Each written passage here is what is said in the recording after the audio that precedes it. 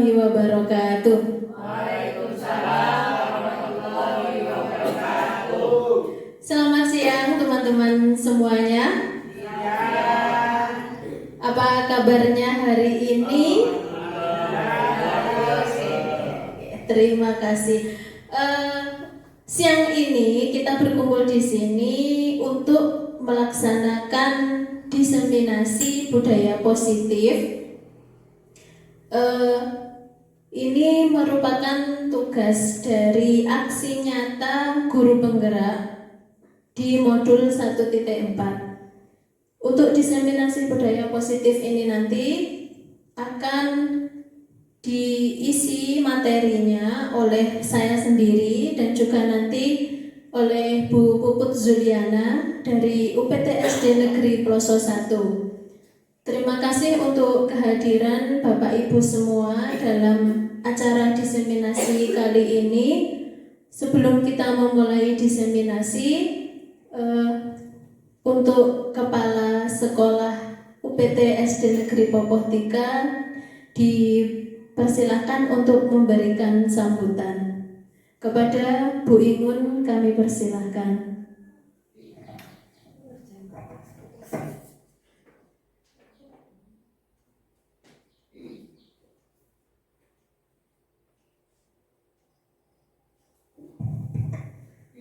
Assalamualaikum warahmatullahi wabarakatuh. Selamat siang Bapak Ibu guru semuanya. Selamat siang.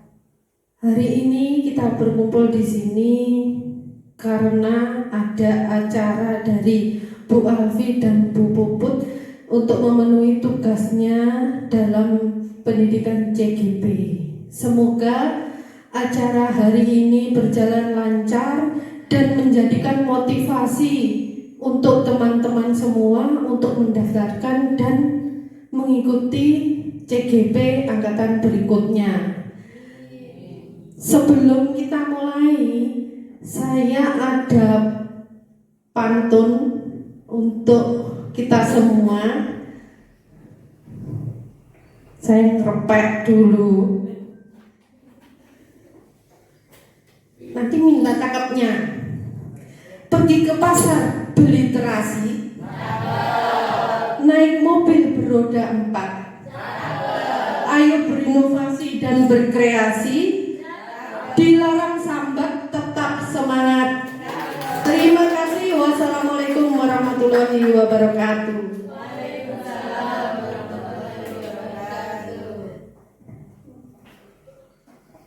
Terima kasih kami sampaikan kepada Ibu Kepala UPT SD Negeri Popoh 3. Untuk menyingkat waktu, mari kita mulai acara diseminasi budaya positif yang akan disampaikan oleh saya sendiri dan nanti akan disampaikan oleh Bu Puput Zuliana.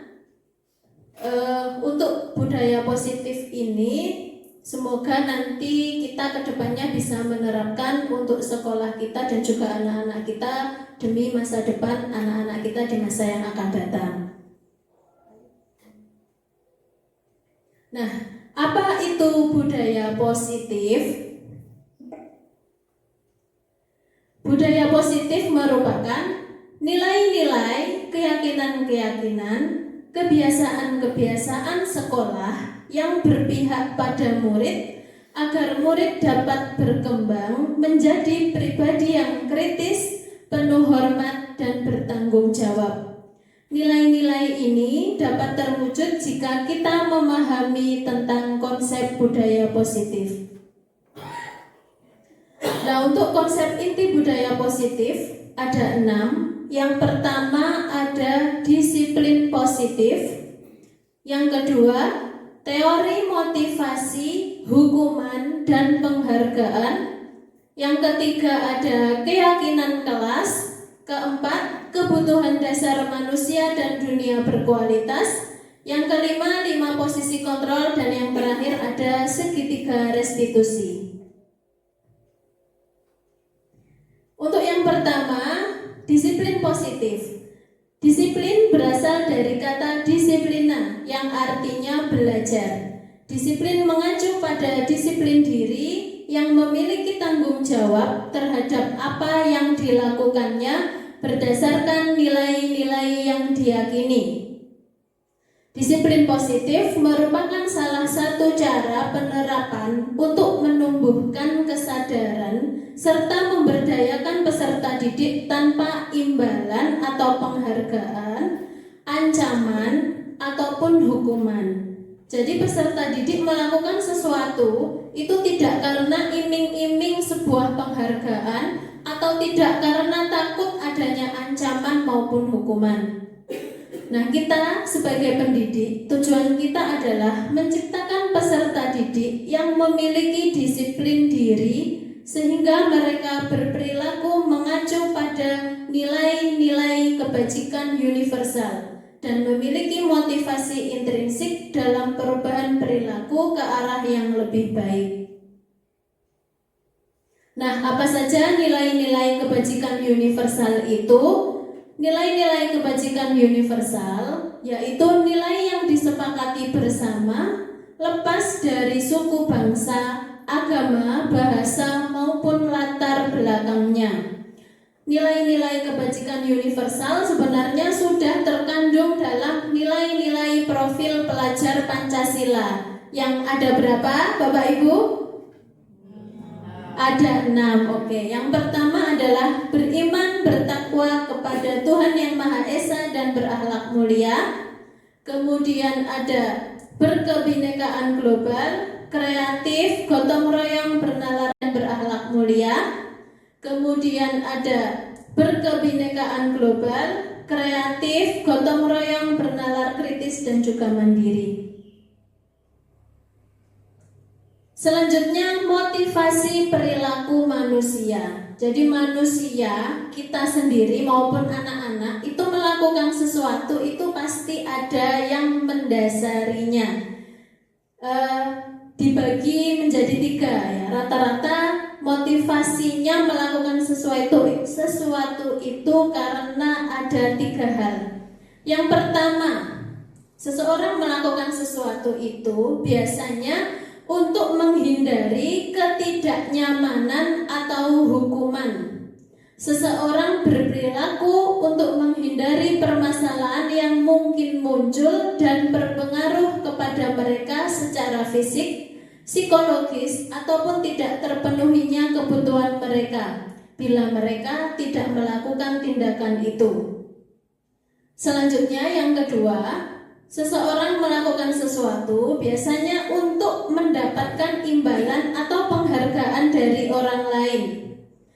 Seseorang berperilaku untuk mendapatkan pujian, hadiah, atau imbalan dari orang lain yang menurut mereka penting dan mereka letakkan dalam dunia berkelas mereka. Dan yang terakhir, untuk menjadi orang yang mereka inginkan dan menghargai diri sendiri dengan nilai-nilai yang mereka percaya. Orang melakukan sesuatu karena nilai-nilai yang mereka yakini dan hargai. Motivasi ini akan membuat orang mempunyai disiplin positif karena motivasinya bersifat internal. Sebagai contoh, misalkan kita sebagai guru berangkat pagi ke sekolah. Nah, itu mungkin ada beberapa motivasi. Motivasi yang pertama mungkin karena nanti kalau nggak cepat berangkat dihukum atau mendapat teguran dari kepala sekolah atau dinas. Atau mungkin berangkat pagi karena aku nanti biar dipuji gitu. Atau memang berangkat pagi itu merupakan karena kesadaran diri kita sendiri. Karena kita mempunyai disiplin diri, ini sudah tanggung jawab saya, jadi saya harus berangkat pagi, memberi contoh ke anak-anak gitu. Jadi motivasinya ada 3 itu, mungkin kita di salah satu dari ketiga motivasi tersebut. Nah, di sini ada perbedaan dari hukuman, konsekuensi, dan juga restitusi. Kalau hukuman biasanya sesuatu yang menyakitkan dan harus terjadi. Konsekuensi, sesuatu harus terjadi. Restitusi itu merupakan pilihan. Kemudian hukuman biasanya tidak nyaman untuk murid atau anak untuk jangka waktu yang panjang. Konsekuensi tidak nyaman untuk murid tapi dalam jangka waktu yang pendek. Sedangkan restitusi menguatkan murid dalam jangka waktu yang panjang. Hukuman, murid atau anak akan merasa tersakiti. Kalau konsekuensi, anak dibuat tidak nyaman. Dan restitusi, anak mendapatkan penguatan. Dan seterusnya, kita lanjut aja. Nah, ini berdasarkan dari tabel, rangkumannya atau kesimpulannya seperti ini.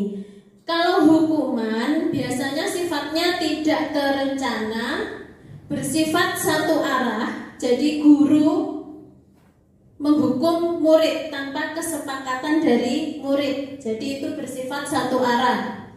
Hukuman bisa berupa hukuman fisik, psikis, atau kata-kata kotor. Sedangkan konsekuensi bersifat terencana, sudah disepakati. Bentuk-bentuk konsekuensi dibuat oleh pihak sekolah atau guru.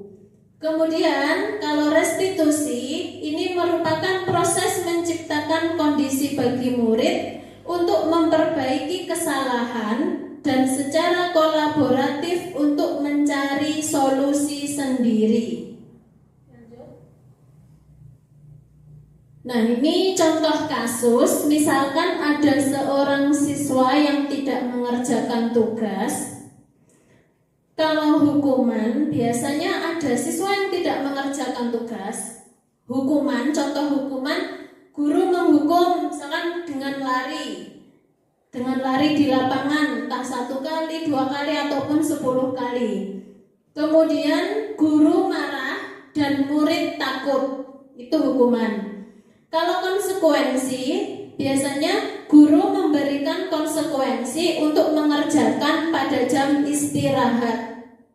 Guru tegas dan murid menghormati peraturan karena mereka sudah ada kesepakatan di awalnya. Kemudian kalau restitusi, guru akan menanyakan keyakinan kelas dan membantu menyelesaikan masalahnya.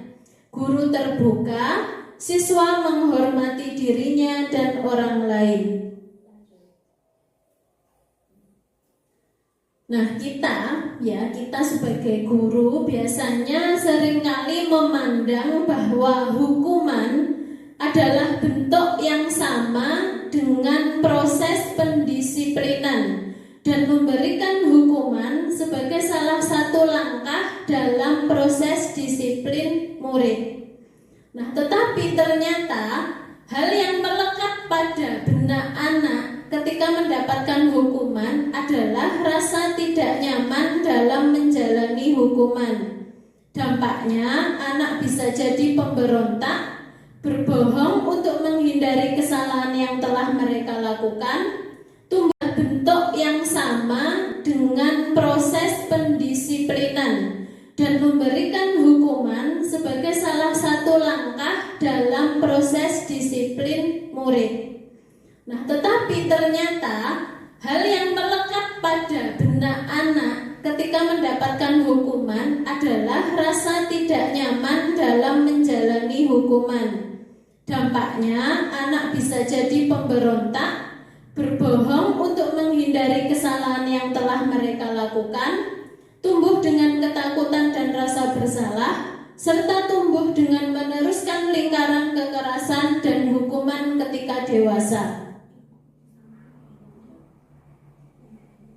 Nah, kalau disiplin positif di sini menggunakan motivasi internal dalam diri murid untuk mencapai tujuan, bukan menggunakan motivasi eksternal seperti hukuman, ancaman, sogokan, maupun ancaman dari orang lain.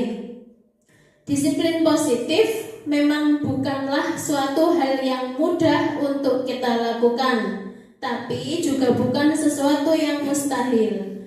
Guru memerlukan penguasaan emosi yang baik serta konsisten menjalankannya dan menjadi teladan yang baik untuk murid. Jadi di disiplin positif ini hubungannya lebih kepada pengelolaan emosi dari guru ketika murid melakukan kesalahan. Nah, selanjutnya keyakinan kelas. Nah, ini di sini keyakinan kelas. Kenapa harus keyakinan kelas, tidak peraturan kelas?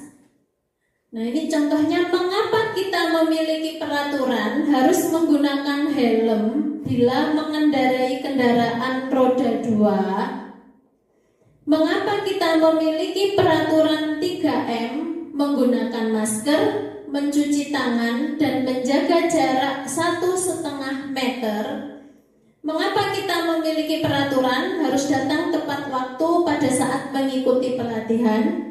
Nah, untuk mendukung motivasi intrinsik, kembali ke nilai-nilai atau keyakinan-keyakinan yang lebih menggerakkan seseorang dibandingkan mengikuti serangkaian peraturan-peraturan. Jadi kalau keyakinan kelas itu atau keyakinan lebih berdasarkan kepada motivasi dalam diri kita kenapa melakukan itu. Contohnya ketika kita memakai helm, itu kita karena yakin kalau kita memakai helm itu kita akan lebih selamat, atau hanya karena menuruti atau mematuhi peraturan lalu lintas. Jadi itu bedanya peraturan dan keyakinan. Selanjutnya,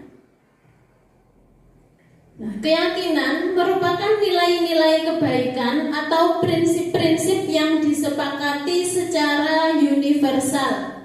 Orang akan lebih semangat atau tergerak untuk melaksanakan keyakinannya daripada hanya mengikuti aturan. Keyakinan kelas dibuat berdasarkan kesepakatan antara guru dan murid yang bersifat universal. Peraturan biasanya hanya dibuat oleh guru yang bersifat satu arah. Nah, bagaimana kita membentuk keyakinan kelas? Ini Bapak Ibu semua sudah pernah membentuk keyakinan kelas atau belum? Sebelumnya? Perjanjian kelas, kesepakatan kelas. Ya, hampir sama dengan kesepakatan kelas. Tapi ini lebih global lagi kalau keyakinan kelas. Belum? Mungkin kalau belum, selanjutnya kedepannya kita bisa menerapkan ini ya. Bagaimana pembentukan keyakinan kelas? Nah, keyakinan kelas lebih abstrak daripada peraturan, berupa pernyataan universal dibuat dalam bentuk positif. Jadi kalau biasanya kita membuat peraturan itu jangan buang sampah sembarangan, itu kan kalimatnya adalah kalimat negatif. Kalau keyakinan kelas harus berupa kalimat positif. Jadi diubah ke kalimat positif, kira-kira menjadi bagaimana? Kalau jangan buang sampah sembarangan, ya, buanglah sampah pada tempatnya, atau buanglah sampah pada tempat yang sudah disediakan, gitu. Kemudian keyakinan kelas sedikit saja, biar mudah diingat oleh anak-anak. Jadi tidak boleh 15 gitu, jangan. Kalau bisa 5 atau 7 gitu aja. Dapat diterapkan di kelas, bersedia meninjau kembali keyakinan kelas dari waktu ke waktu, karena mungkin setiap anak memiliki karakter yang berbeda, jadi setiap tahun keyakinan kelas bisa dirubah sesuai dengan karakter dari masing-masing anak. Semua warga kelas hendaknya ikut berkontribusi dalam pembuatan keyakinan kelas. Prosedur pembuatan keyakinan kelas mencurahkan ide.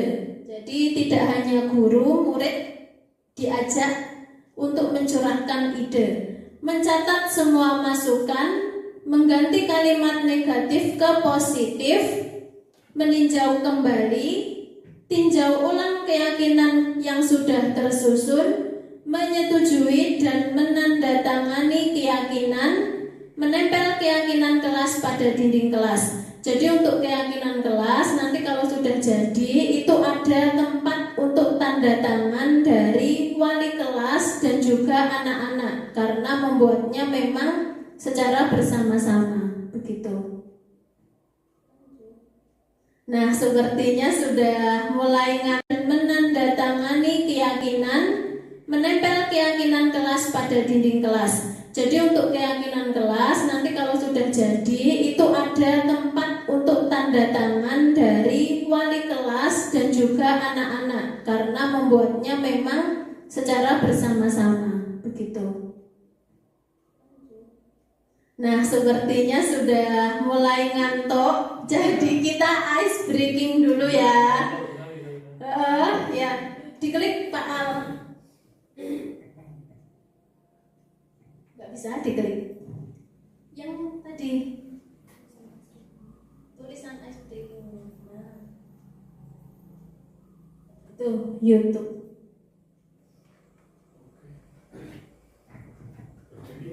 Berdiri bisa berdiri ya, berdiri biar fresh, biar gak ngantuk. Polides pembersih gigi palsu.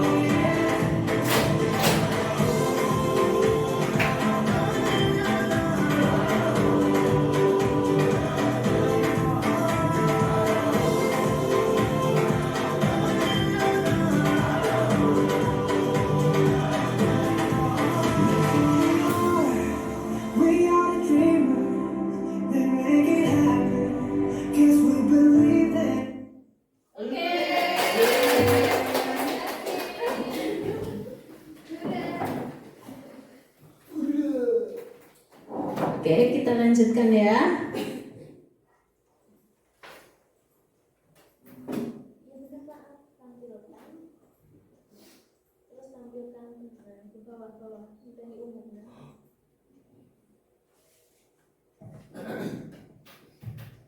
Oke, terima kasih untuk ice breakingnya. Selanjutnya kita memasuki teori selanjutnya, materi selanjutnya, yaitu kebutuhan dasar manusia dan dunia berkualitas. Kebutuhan dasar manusia adalah segala sesuatu yang kita lakukan untuk mendapatkan apa yang kita inginkan. Seluruh tindakan yang kita lakukan memiliki tujuan tertentu, dan semua usaha terbaik yang kita lakukan adalah dalam rangka agar kebutuhan dasar kita terpenuhi dengan baik. Nah, kebutuhan dasar manusia ada 5. Yang pertama adalah bertahan hidup, kasih sayang dan rasa diterima, penguasaan, kebebasan, dan kesenangan. Yang pertama, bertahan hidup, meliputi kebutuhan untuk makan, pakaian, tempat tinggal, keamanan, dan kesehatan. Kemudian, kebutuhan kasih sayang dan rasa diterima meliputi rasa diterima, dipedulikan, berbagi, kerjasama, atau menjadi bagian dalam suatu kelompok. Penguasaan meliputi harga diri, keinginan untuk dianggap, memimpin, berprestasi, diakui, dan juga didengar. Kebebasan meliputi harga diri, keinginan untuk dianggap, memimpin, berprestasi, diakui, didengar. Dan kesenangan itu merupakan bermain, humor, antusiasme, dan juga tertawa. Nah, ini 5 posisi kontrol guru. Yang pertama, guru sebagai penghukum. Yang kedua, guru sebagai pembuat rasa bersalah. Yang ketiga, guru sebagai teman. Yang keempat, guru sebagai pemantau. Dan yang kelima, guru sebagai manajer. Nah, kita kira-kira selama ini sudah ada di posisi yang mana sebagai guru? Pembuat rasa bersalah. Oke, kita lanjut. Kita lihat materinya.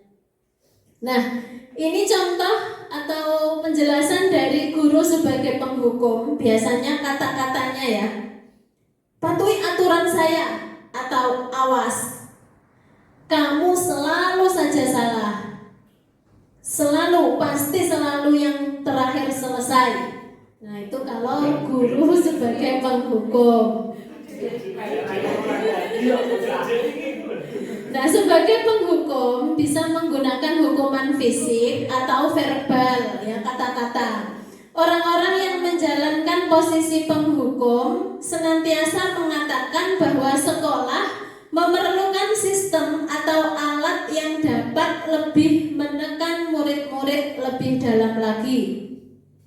Kemungkinan murid marah dan mendendam atau bersifat agresif. Selanjutnya, guru sebagai pembuat rasa bersalah. Kata-katanya ya, biasanya, ibu sangat kecewa sekali dengan kamu. Berapa kali bapak harus memberitahu kamu ya? Gimana coba kalau orang tua kamu tahu kamu berbuat begini? Nah, pada posisi ini biasanya guru akan bersuara lebih lembut. Bapak harus memberitahu kamu ya. Gimana coba kalau orang tua kamu tahu kamu berbuat begini? Nah, pada posisi ini biasanya guru akan bersuara lebih lembut, tapi ya mengena gitu loh, lembut tapi dedes gitu ya. Pembuat rasa bersalah akan menggunakan keheningan yang membuat orang lain merasa tidak nyaman, bersalah, atau rendah diri. Murid akan merasa bersalah telah mengecewakan ibu atau bapak gurunya, akan merasa menjadi orang yang gagal dan tidak sanggup membahagiakan orang lain.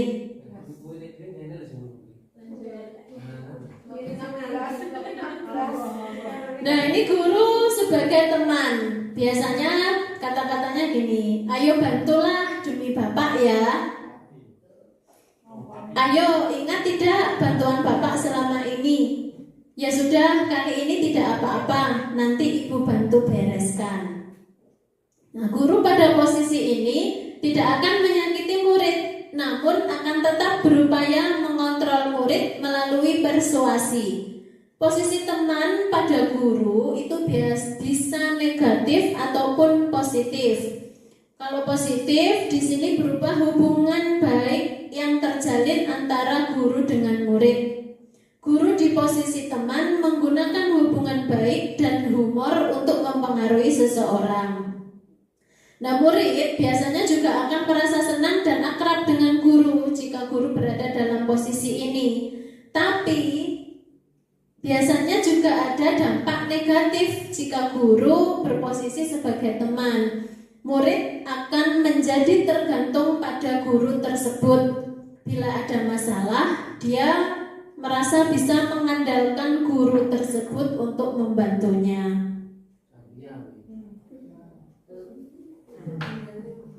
Selanjutnya, posisi guru sebagai pemantau. Biasanya gini, peraturannya apa? Apa yang telah kamu lakukan? Sanksi atau konsekuensinya apa? Nah, itu untuk posisi pemantau. Memantau berarti mengawasi. Pada saat kita mengawasi, kita bertanggung jawab atas perilaku orang-orang yang kita awasi. Posisi pemantau berdasarkan pada peraturan-peraturan dan konsekuensi. Dengan menggunakan sanksi atau konsekuensi, kita dapat memisahkan hubungan pribadi kita dengan murid sebagai seseorang yang menjalankan posisi pemantau.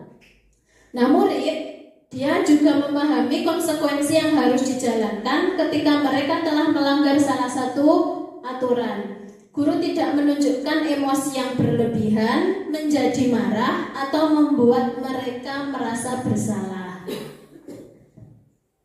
Nah, dan yang terakhir yaitu posisi manajer. Kata-katanya, apa yang kita yakini? Kembali ke keyakinan kelas yang sudah kita buat. Jadi guru mengingatkan lagi, apa yang kita yakini? Apakah kamu meyakininya? Jika kamu meyakininya, apakah kamu bersedia untuk memperbaiki? Jika kamu memperbaiki ini, hal ini menunjukkan apa tentang dirimu? Apa rencana kamu untuk memperbaiki hal ini? Jadi guru lebih kepada menggali potensi atau menggali apa yang ada dalam benak mereka. Kalau melakukan kesalahan itu kamu harus bagaimana solusinya. Kemudian kamu telah melanggar apa. Itu jadi murid biar paham dengan itu semua. Nah, posisi ini, posisi manajer adalah posisi di mana guru berbuat sesuatu bersama dengan murid. Mempersilahkan murid mempertanggungjawabkan perilakunya, mendukung murid agar dapat menemukan solusi atas permasalahannya sendiri. Guru akan mengembalikan tanggung jawab pada murid untuk mencari jalan keluar permasalahannya, tentu dengan bimbingan guru. Nah, ice breaking lagi ya.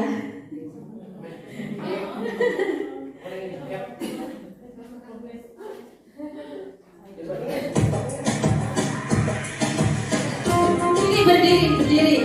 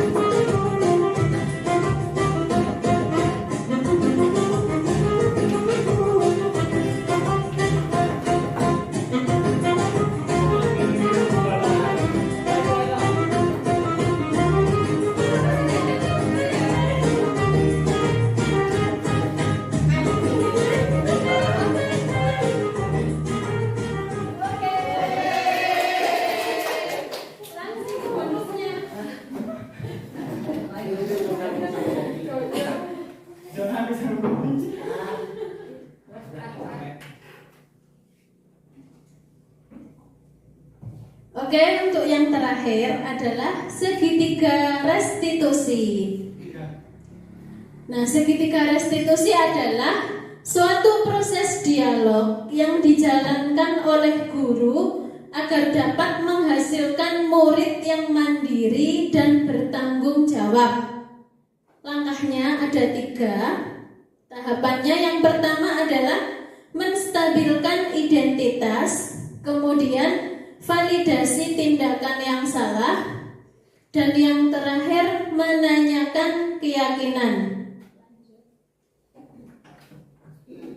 Nah, di sini yang menstabilkan identitas itu guru akan berkata berbuat salah itu wajar. Tidak ada manusia yang sempurna. Ibu atau bapak juga pernah melakukan itu. Ibu atau bapak tidak mau mencari siapa yang salah, tapi ibu atau bapak ingin mencari solusi dari permasalahan ini. Kamu berhak merasa begitu. Berdasarkan prinsip membuat kesalahan adalah bagian dari proses pembelajaran. Jadi ketika anak-anak berbuat salah, bapak ibu guru bisa menerapkan ini. Tahap yang pertama adalah menstabilkan identitas. Selanjutnya, validasi tindakan yang salah. Berdasarkan prinsip setiap perilaku berupaya memenuhi suatu kebutuhan tertentu. Jadi guru bisa berkata, kamu pasti punya alasan mengapa kamu melakukan hal itu. Padahal kamu bisa melakukan yang lebih buruk dari ini ya. Kamu patut bangga karena telah melindungi sesuatu yang penting buatmu. Kamu melakukannya karena mempertahankan sesuatu yang penting bagimu. Dan tahap yang ketiga adalah menanyakan keyakinan. Berdasarkan prinsip teori kontrol bahwa pada dasarnya kita termotivasi secara intrinsik. Apa keyakinan kelas kita? Nilai-nilai apa yang telah disepakati bersama? Seperti apa gambaran sebuah kelas yang ideal menurut kamu? Kamu ingin menjadi orang yang seperti apa? Habis, ini untuk contoh segitiga restitusi mungkin nanti bisa ditayangkan oleh Bu Puput saja gitu nih. Kita lanjut ke next slide. Nah, karena materi kita alhamdulillah sudah habis, kita coba untuk latihan ya. Latihan menjawab bagaimana pemahaman Bapak Ibu guru dari materi yang telah dijelaskan tadi.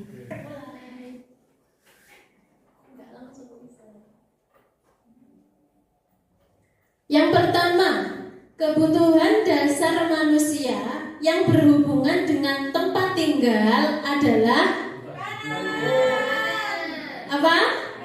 Kanan. Oke, coba kita lihat next slide. Oke, betul. Jawabannya adalah bertahan hidup. Lanjut. Rahma menggunakan bandana baru dan menunjukkan kepada Bu Ria karena ingin dipuji. Ria berusaha memenuhi kebutuhan dasar manusia berupa apa? Siapa yang kanan? Kanan 1, 2, 3, 4, 5. Siapa yang kiri? Kiri 1, 2, 3, 4, 5. Ayo coba dicek jawabannya.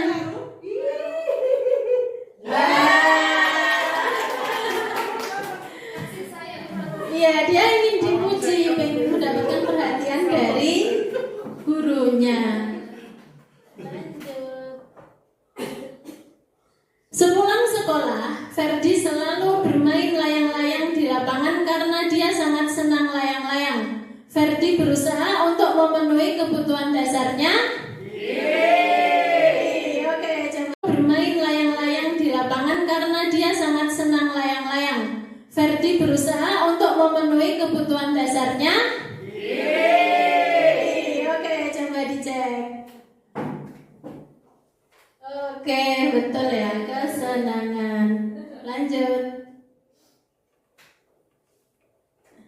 patuhi aturan saya atau awas. Kalimat tersebut sering dilakukan oleh guru dengan posisi kontra kiri ya, coba dicek.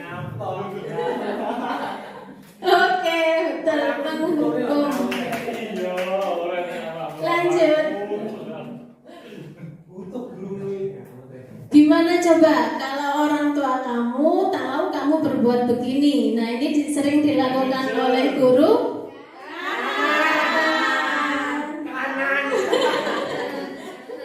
Coba dicek.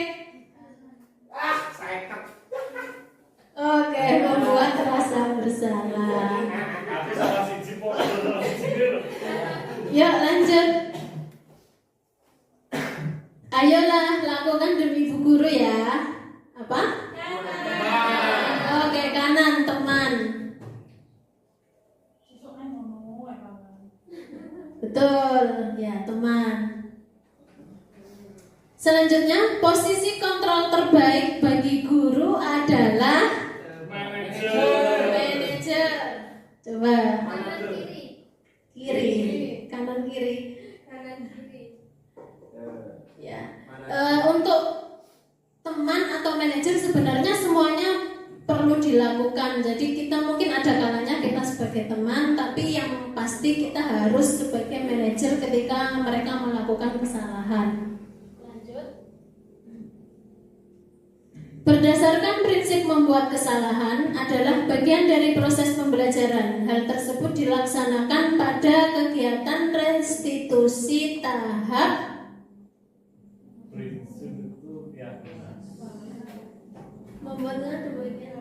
yang mana? Menanyakan keyakinan atau menstabilkan identitas. Jadi kesalahan itu adalah bagian dari proses pembelajaran. Nggak apa-apa gitu. Kamu nggak apa-apa. Itu wajar. Yang apa? Ya, coba ya, menstabilkan identitas. Coba. Oke, betul. Nggak apa-apa. Lanjut. Lovina nggak apa-apa, Lovina. Kamu pasti punya alasan mengapa melakukan hal itu. Nah, ini pada tahap menanyakan keyakinan atau validasi tindakan yang salah. Kiri. Coba dicek. Oke, betul. Apa keyakinan kelas yang sudah kita sepakati? Tahap apa? Menanyakan keyakinan.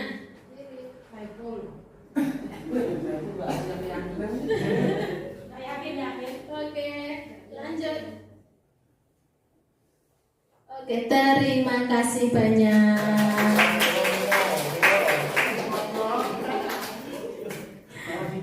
Demikian presentasi dari saya. Terima kasih banyak atas kesempatan yang sudah diberikan. Untuk selanjutnya saya serahkan ke Bu Puput Zuliana. Monggo.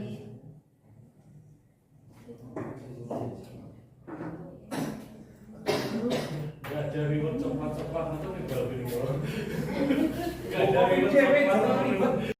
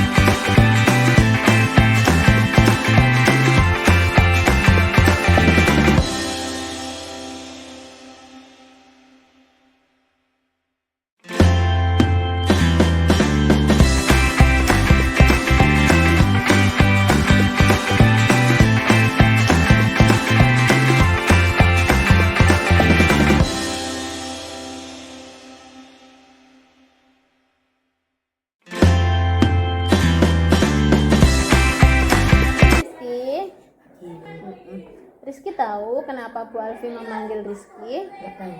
Nggak tahu. Tadi ketika pelajaran IPAS membuat sistem rangka, Rizky bawa alat dan bahan nggak bawa. Kenapa kok nggak bawa? Lupa. Ya nggak apa-apa. Lupa itu merupakan hal yang manusiawi. Bu Alfi kadang juga sering lupa. Kok bisa lupa? Karena terburu-buru tadi pagi. Oh, tadi pagi berangkatnya terburu-buru. Rizky masih ingat dengan keyakinan kelas kita? Masih. Iya. Kira-kira kalau Rizky tidak membawa alat dan bahan, keyakinan kelas apa yang sudah dilanggar oleh Rizky? Bertanggung jawab. Iya, bertanggung jawab. Kemudian solusinya gimana kalau Rizky tidak membawa alat dan bahan? Bergabung dengan teman. Bergabung dengan teman ya, agar tetap bisa mengerjakan. Tapi enak nggak kalau bergabung dengan teman, sedangkan seharusnya Rizky membawa sendiri? Nggak enak. Besok lagi Rizky mau memperbaiki kesalahan ini atau tidak? Memperbaiki. Iya, besok lagi berarti Rizky akan membawa alat dan bahan. Berarti Rizky janji tidak mengulanginya lagi. Janji. Ya, baik, terima kasih. Kalau begitu kamu sudah bertanggung jawab, akan lebih bertanggung jawab untuk membawa alat dan bahan. Terima kasih. Kalau begitu silahkan kembali ke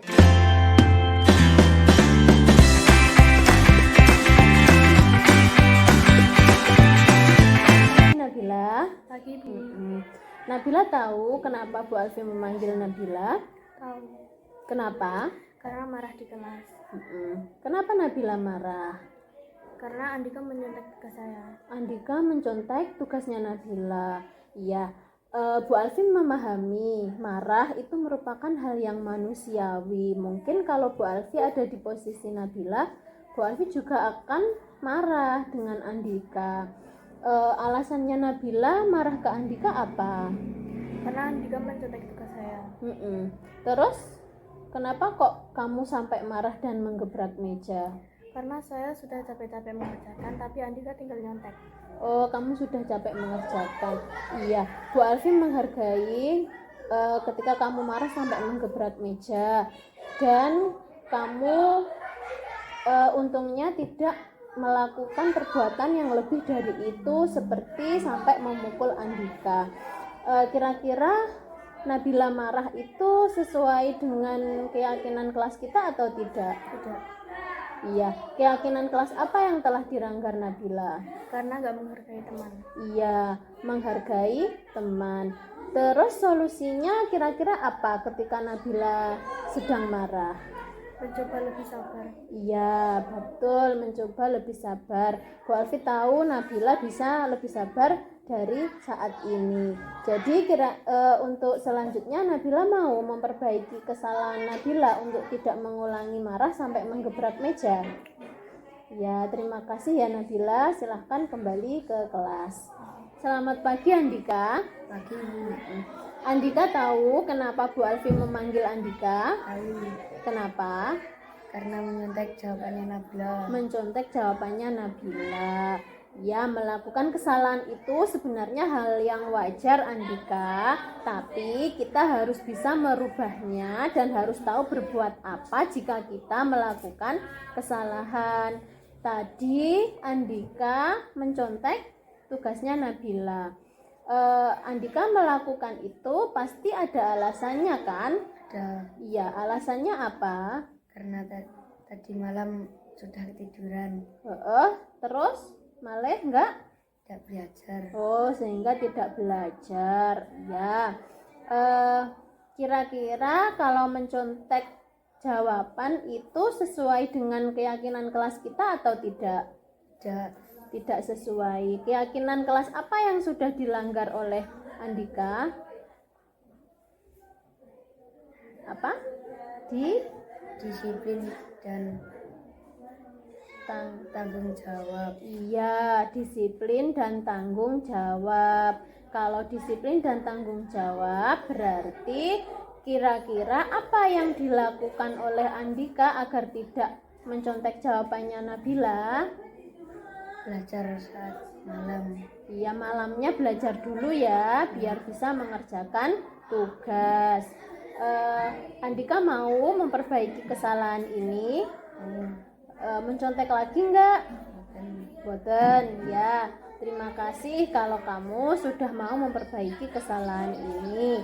Silahkan kembali ke kelas ya. Kenalkan, nama saya Nabila, saya dari kelas 6. Saya senang diajak berdiskusi dengan Bu Alfi untuk mengendalikan amarah.